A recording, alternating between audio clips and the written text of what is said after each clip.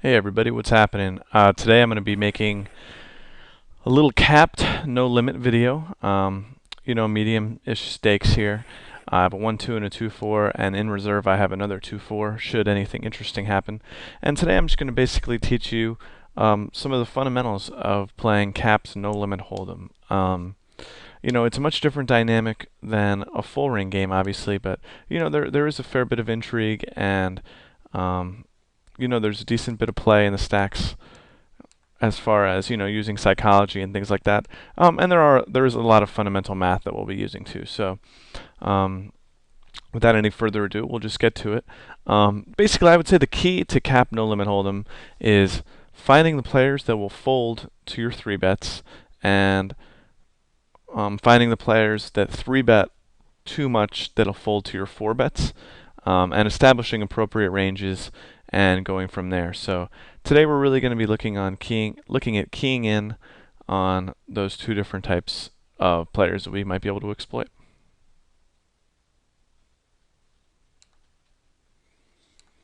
On this table that I'm bringing into view now, we had a short stack player raised to 3 times the blind, so I just shoved ace jack from the big blind, simply because this is a hand that I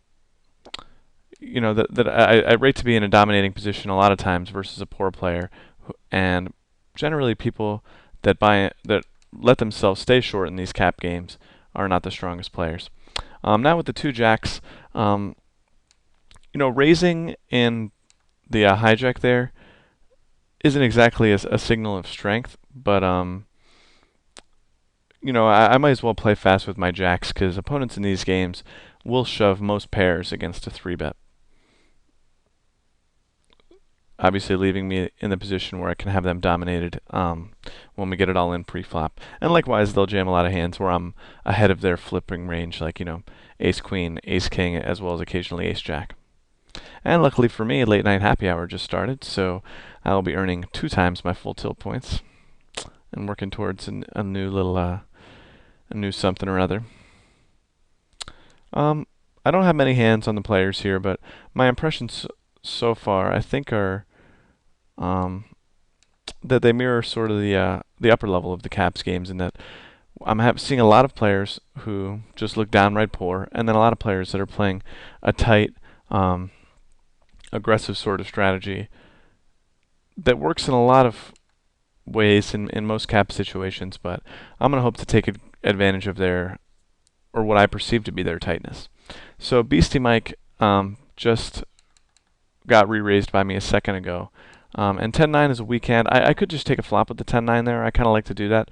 But for the purposes of this video, I'm sort of just trying to figure out how my opponents are going to play against me.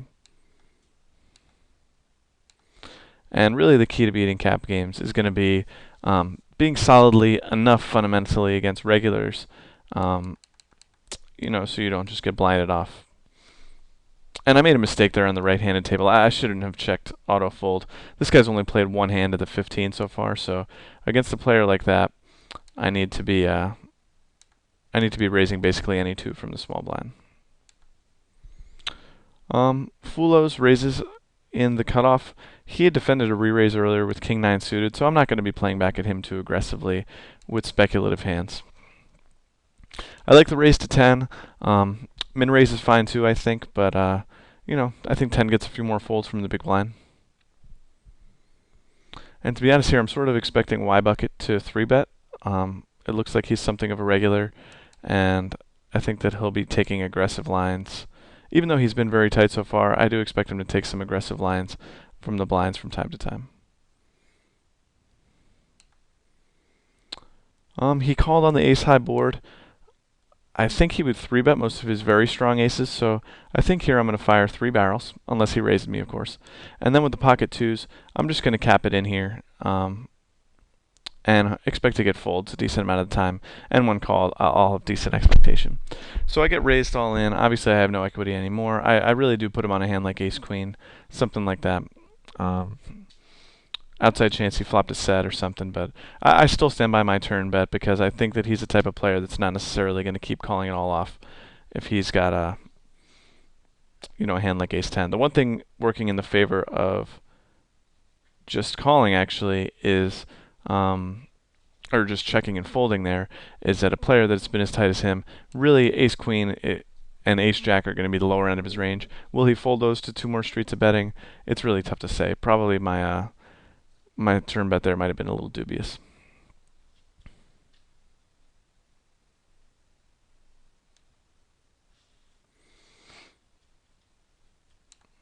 I like to check in on my opponent's raising statistics from various positions.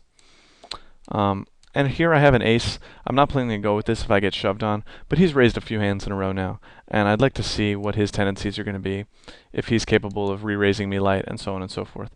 Now that I've actually flopped an ace, it's interesting because if I had like an ace queen, I would probably just bet it, hoping to get him to bluff or something, or hoping to get him in with a weaker ace. But since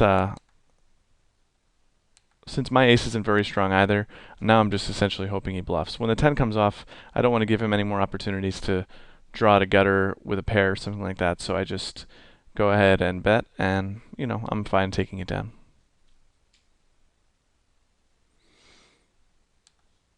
But I really think there is a lot of money in these low to mid stakes cap games. I find a lot of players just making pretty egregious errors, and I find regulars that don't play especially well either. So I suggest that you get into them. So keeping with my theme of aggression, I'm going to 3-bet the queen jack offsuit. I'm basically now just seeing if this guy is going to be willing to get it in lightly versus me. I've 3-bet him. This is my 3rd time now. He continues to fold. When he makes a small re-raise, I'm going to give him credit for a hand. But that's interesting to note in case he does it in the future. He might be doing that actually with the intention of folding. So I don't really think so. If he's a regular, it's pretty awful to make it 44 there and then fold to a shove, but it's going to be worth keeping an eye on for sure.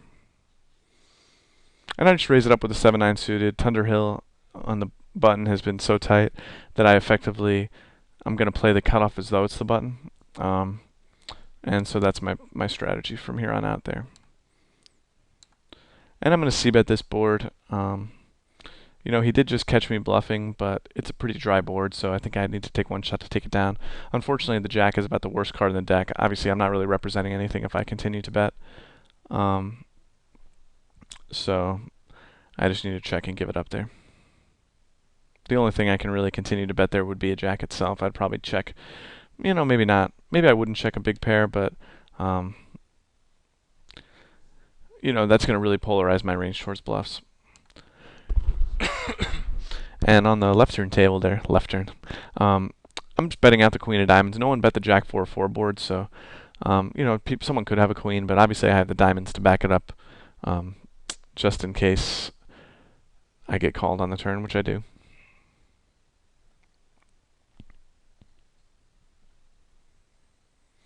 And so my suspicion, after just playing for a few minutes on these stakes here, is that my opponents are basically not 3-betting nearly as much as they do at the higher stakes, which may sort of take away my ability to bluff 4-bet, but that's fine. I just as soon play against opponents who never 3-bet, who let me take down a lot of pots without having to put a lot of chips at risk, than vice versa. Although if Y-Bucket here raises, I pretty much just have to 3-bet against him. He's played 1 out of the 21 hands he's played so far. Chances are he actually probably has a decent hand, like I think he might need like a suited connector or something even to come in there, but the chance that he would fold are just so great that I can't really pass up 3-betting with any 2 cards there until he proves otherwise. I make bottom pair, which is pretty interesting. I think I'll just take a showdown now. Certainly jacks and 9s and things like that are probably in his range, as well as small pairs and things. So I don't really think I need to go too crazy c-betting. But I am going to take 1 card off here, both for the chance I can improve and for the chance that he was bluffing the turn. And when the ace rolls off on the river, I sort of just have to take the risk that he has a middling pair, because at this point there's basically no way he could call if he had a hand like pocket 7s or something. Queen Jack, I think that was the top of his range. Slightly surprised that he called the re-raise pre-flop, to be honest with you. I thought, it's not necessarily standard to call a raise out of position with a hand like that in a cap game, but it doesn't shock me in the least that players would make, what I consider to be errors uh, in a game like this. So I'll definitely keep that in mind. I think it was well played by him post flop. I think the check and call on the river was a good play, but it's a little odd because when I take that line and I bluff the river, um, he's basically just got to be putting me on turning a made hand into a bluff, which not a lot of players in these games are capable of. So unless he has a read that I'm a total maniac, I don't necessarily love his call on the river there, because really when I take that line, I definitely can have a big ace. And if I have a smaller pair, he has to figure that I'll just check it. Now I bet for the opposite reason, using the reverse mentality that my hand is pretty well disguised, and when he bets the turn, I think that he can really have a lot of hands like exactly what he had, or worse. I don't think he would have called with pocket eights through fours, which I think makes up a good bit of his range here. The flip side is that he, of course, could have had an ace two, which puts me in pretty darn bad shape. Because I think I would expect him to sort of check and call it on the river there, but overall, I don't hate my play. Right down to testing him pre-flop. And I see bet this flop with the aces because I think know it all in is going to play pretty fast if he has any piece of the board. If I bet, whereas if I check, I don't want to invite him to take a free card with a hand like 6-7 or pocket sevens or 8-9 or something like that. Because earlier he just called a re-raise with pocket eights. So I think he's capable of playing somewhat slowly. The king-queen offsuit, Thunderhill's been tight in early position. I have sort of a crazy image. I'm just going to pitch it actually. Whereas on the blinds, I would be basically forced to play it. Same goes with the king-9 suited over here. Well, I take that back actually. If I get a call anywhere, I might, or if I get two calls, I'll probably just shove it. Because playing caps is really all going to come down to taking a look at the equity that the pot lays you in a lot of pre-flop bluffing situations. And really it's a semi-bluff because there's going to be a lot of situations that come up where you have the odds to go all in, even knowing that when called you'll never be ahead. And that's something that a lot of the best short stackers do. Because really the idea is that oftentimes the pot will be laying you a price where even if called and behind, you're still in a positive equity situation. Like know-it-all raises to $6, right? If if these three players call, and I know generally if I shove that I really only have to worry about know-it-all calling, then I'm risking 60, but there would be 24 in the pot. So, and also there's no, and figure if called on average I'll have 30-ish% equity, something like that. But combining times where he has an overpair, times where he has an underpair to my Jack-9, times where he has me dominated, so on and so forth. In general, I'm really not going to be in truly awful shape. So, and that doesn't even count the times where I can just flat out win the pot pre-flop. So it's really actually a super favorable situation for me to just shove. With the ace-king, I think I'm just going to re-raise. Not to a huge amount or anything. Power grid, I don't really know his style. I still expect him to maybe shove like ace-queen. I don't really want to invite anybody else in behind me, obviously. And considering I have a chance to be dominating my opponent, I like to take this line here. With the king-4 suited, I'm going to try again with my re-raise. I know it didn't work last time, but maybe he thinks I'll play it tighter to the vest. He might just think I'm a crazy idiot, but I am going to take one stab here, obviously on the ace-high board. And I get the flip on the ace-king suited. There was really nothing I could do there. I mean, once I've re-raised, I'm completely committed. I think his range is pretty tight, jamming after an under-the-gun raise and after I re-raise, but like I said, there's just really not too much I can do. And I take it down with the king-4 suited, so that kind of goes to show you that even when you suspect your opponents think you have a crazy image, sometimes you just have to stick to your guns anyway, because very few opponents will continue to back it up, um, even when they suspect you of being crazy. So with the 7-5 offsuit, I really think he has an sorry, I really think he has an ace here. I was sort of hoping to be raised on the flop when I bet. There's really no way I can call now. I mean, he's not. I suppose he could be bluffing, but chances are just so much higher that he has an ace and he's willing to go with it. So I think anything else would have been uncivilized. Once again, I make the big error of folding the 5-7 offsuit. And he's not quite as tight as he seemed in the beginning either. There's a chance that he's just not, the 5-5 that he portrayed himself to be when I first sat. So that's fine. I'm happy to adjust my expectations. He actually seems to be cold calling me a lot, which, I'm not sure if I hate it or not. He's put me in some tricky situations. So, but with the ace-10 offsuit, I'm happy to bet once here, hoping just to take it down. Obviously, when he calls, I put him on a hand like a pocket pair. He also could have a better ace than mine, but since I've been seen bluffing so many times, I don't really think I can continue to go with the ruse. It's interesting that he checks back the turn. That sort of leads me to believe that he has a monster or a hand like ace high. So then the question becomes, will he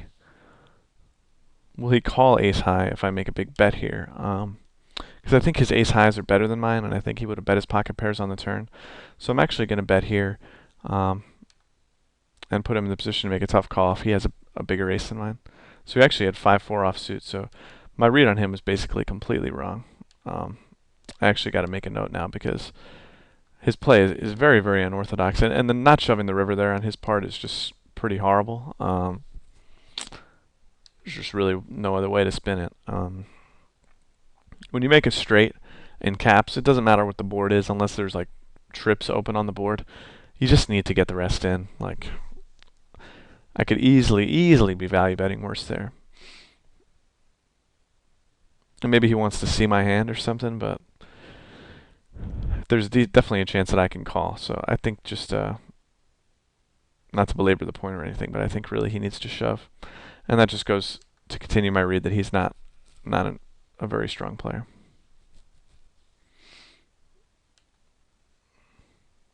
Know it all I've won a few pots from so far. I don't expect him to give up too easily now, but I am going to c-bet a board like this on the off chance I take it down. He raises me, so now it's pretty much over. I think anything he raised with, he would be more than happy to go with.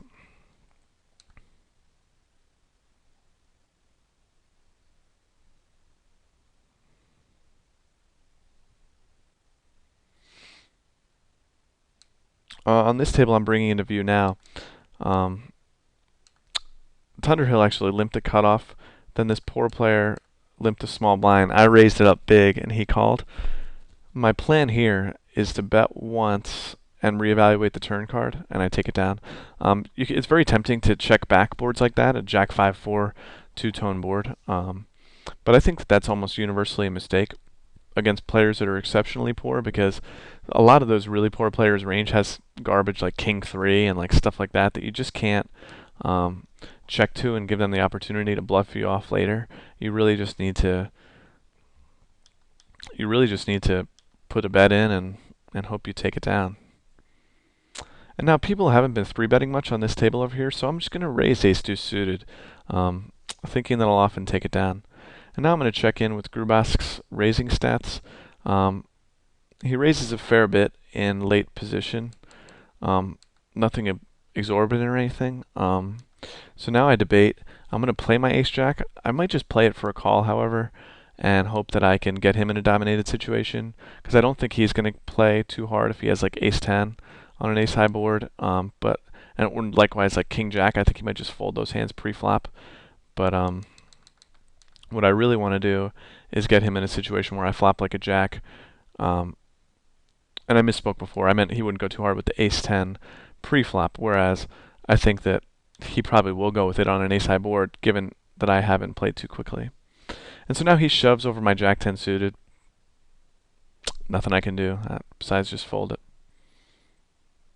And so yeah, back to that point about the ace jack. He's raising a wide enough range where I think I can get him into situations where I'm dominating him if he has like queen jack um, or king jack. So that's why I played it the way I did. I was just going to shove my threes here for the same reasons I explained before.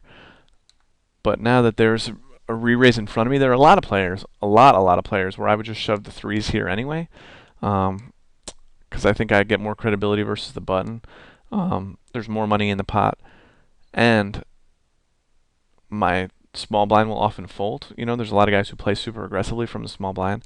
That guy isn't one of them so far anyway, so I'm going to give him the benefit of the doubt and figure I'm often getting called and at best flipping. So, you know, and there's also the matter of the button. You know, typically I won't have to face him, but it's often enough where I can't really get away with shoving threes there, I don't think.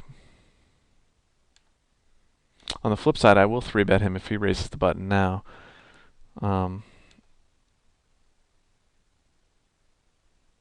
Because, you know, I have the ace and I stand to take it down a decent amount of the time.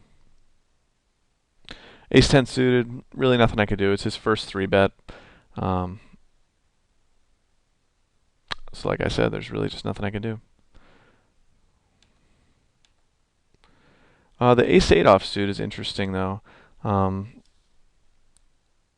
I'd like to think that my opponent here is going to be a decent player. He's been playing somewhat loosely. Yeah, I'm just going to go ahead and shove it. I think that he's going to be folding enough here to make it worth my while. And he has fours, which, you know, obviously just isn't a terrible result for me.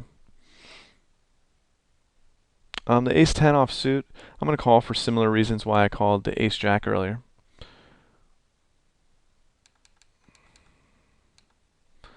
So he checks it back, which is interesting. And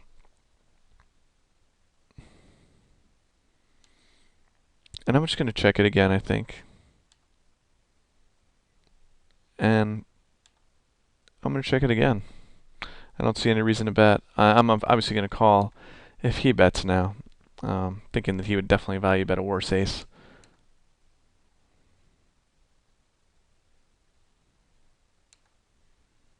And I have to call, obviously. Yeah, so I'm good. But yeah, that's sort of why I called. You know, I get no more action from the ace 3 if I re-raise straight away. But obviously I get action there when I have him in a dominated spot. Jacks is an interesting situation, and I'll explain why I didn't re-raise the ace-queen in a second. I could just shove here. That would be sort of standard in a lot of cases. You know, there's a decent amount of money in the pot so far. The only reason I'm shoving here is because I think I can get a call from worse pairs, and I wouldn't want to tempt him to just call, and if he misses the flop, get away. So that's why I just shoved it in. Obviously, I get a bad result, but I can't kill myself. And I call with the ace-queen on the left-hand table because I think he would have bet a king earlier on, and I think he would have bet clubs on the turn in most cases, but, you know, that time he happened to have it, so I'm not going to go jumping off a bridge or anything.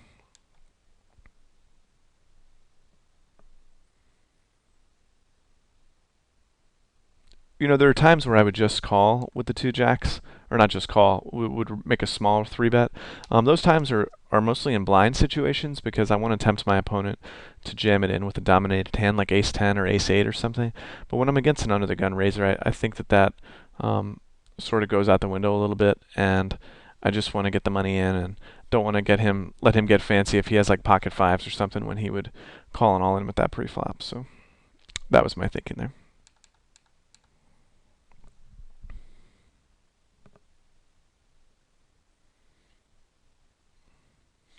I'm literally shocked at how great these games are. I know my record so far wouldn't lead you to believe that, but I do mean it sincerely. These games are excellent, even compared to the cap games at slightly higher limits, which, to be honest, really aren't that good most of the time.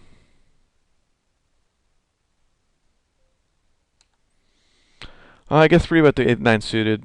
I really can't do anything about it now. He's 3-betting me from the cutoff, which is definitely a sign of strength, so I'm just going to give it to him.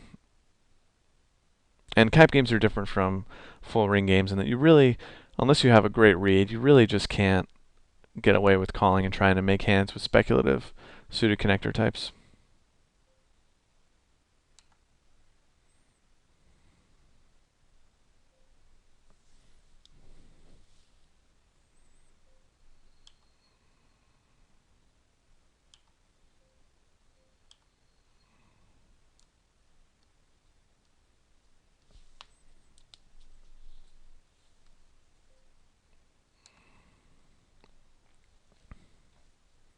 I'm surprised by the overall passivity of these games. I'm surprised by the amount of times people call 3-bets. That actually throws a monkey wrench in a light 3-betting strategy, albeit I don't know if that's really my opponent's intentions, but um,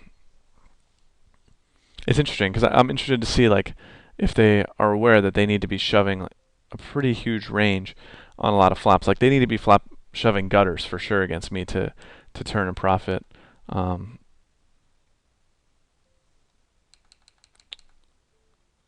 To turn a profit by just calling my re-raises. So I'm just going to pound my 5-4, and I'm also going to re-raise this. This is a new opponent here. I'm pounding my 5-4. I've been seen bluffing so many times on this table that I think I just need to try to get paid when I flop 2-pair. And I 3-bet this hand, the queen 4 suited over here, just because I don't think my opponent is necessarily aware of my strategy. So I'd like to just, pound him for as long as possible, and especially in a situation like raising from the small blind, where a lot of players will raise a very, very wide range. I isolate the Jack-8 suited over here. No one has shown any strength. I think I stand to take down the pot a large majority of the time, considering I have weak players in the blinds and weak players limping in front of me.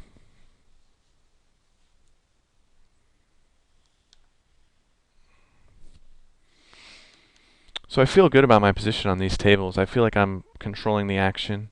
I feel like I have good reads on my opponents in just basically like a half an hour of play. What I'm going to do is turn this into a 2-part video where I try to take those reads and turn it into actual money instead of hypothetical stuff on the in later situations. So I'm just going to call my ace-10 offsuit once again. Same idea as last time.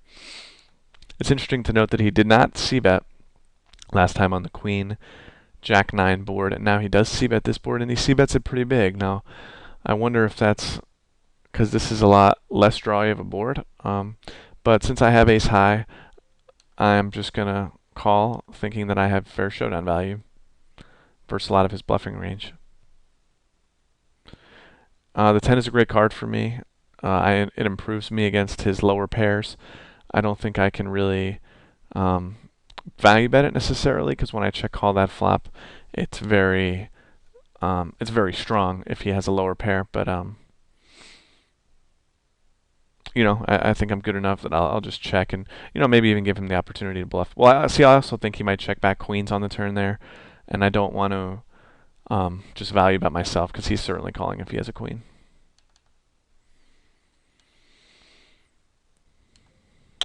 With the ace deuce, I could just bet. Hope to take it down. I think that's what I'm going to do. He hasn't, my memory serves, he hasn't raised any c-bets yet. I could play and just try to get him to bluff, but I don't want to get too fancy when I flop bottom pair. And he hasn't been especially bluffy anyway, so I think in general I'm just letting him take free cards, which is not favorable for me, obviously.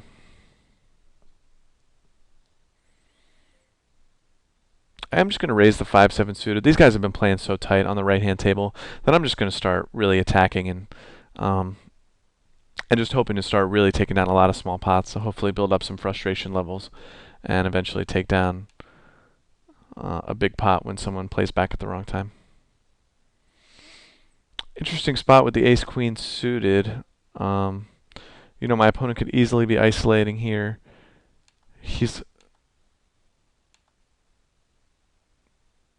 Well, let's see. I think I'm just going to cap it in, expecting calls from worse hands from time to time. from this particular opponent. And I'm not too disappointed if I just take down the pot right there. There's already $12 in the pot when I'm risking 60. I don't need to re-raise and just get called and be lost out of position either, so I'm happy just to take down the pot right there.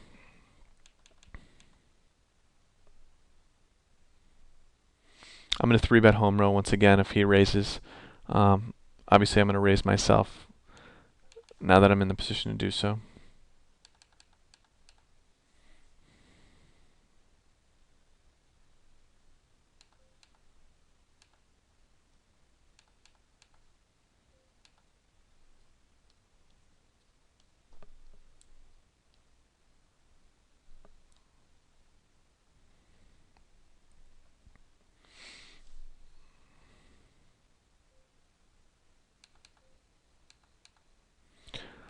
Oh, Ethan hasn't really been playing around too much. I wish I had some squeezier opponents behind me. I might just call, because I'm not sure how often he's going to get himself into a dominated situation, but it can't just hurt to re-raise when you got ace-king in a cap game. I expect to often be flipping here, but I just need to get it in no matter what, because I really don't know too much about him. He's only been here for 11 hands. I could easily be ahead. And, you know, getting ace-king in versus queens is not the end of the world by any means. So I don't win this one. I run cold and flips. Nothing else is new there, but, you know, I wasn't going to get any action there if I made an ace or a king against his queens in all likelihood. So I probably just need to get it in. Even the tight opponents will be playing ace-jack and ace-queen, and it's going to be tough for them to get away when they're 3-bet with hands like that. So, and similarly, it's a pretty big disaster if he has ace-queen. We both miss, and then, you know, wind up checking it down when he would have gotten it all in pre-flop. So happy to play it the way I did.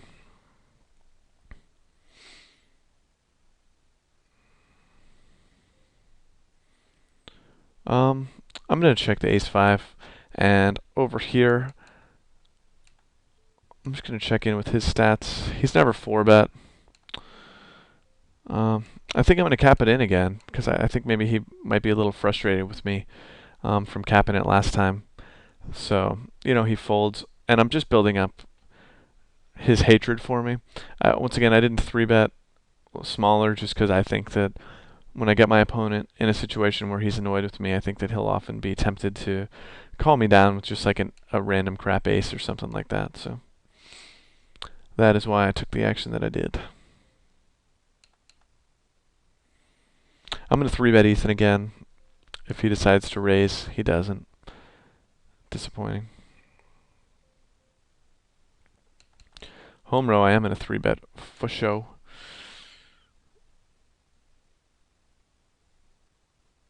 He's been very tight. He folded the last time, but he's raising the button. Like, he's got to be able to do that with something of a wide range. And I flop a gutter. I must bet it for sure. Interesting situation with Ethan here with the pocket threes. He's been pretty tight in general. I could just fold it. I do have two opponents left to act behind me. It's pretty close. You know, I'm just going to shove it again. I don't think, well, of course I get snap called, but I was going to say I don't expect these guys to call with all pairs smaller than like pocket eights.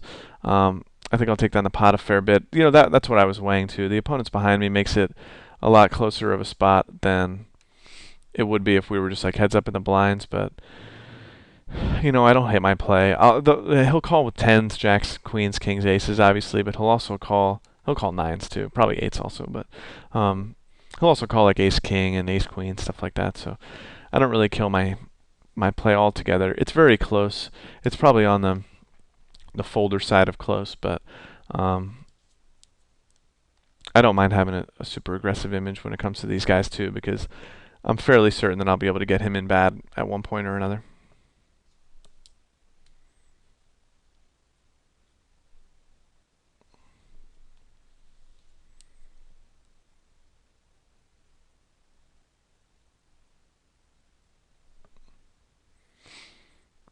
And so in a second here, after this king's hand, I'm going to stop this audio, and I'm going to fire up another video. And you'll get to see part 2 in a second, where hopefully I capitalize on my reads. So thanks for watching, folks. Look forward to any discussion you guys want to take to the forums. I'll see you soon. Bye-bye.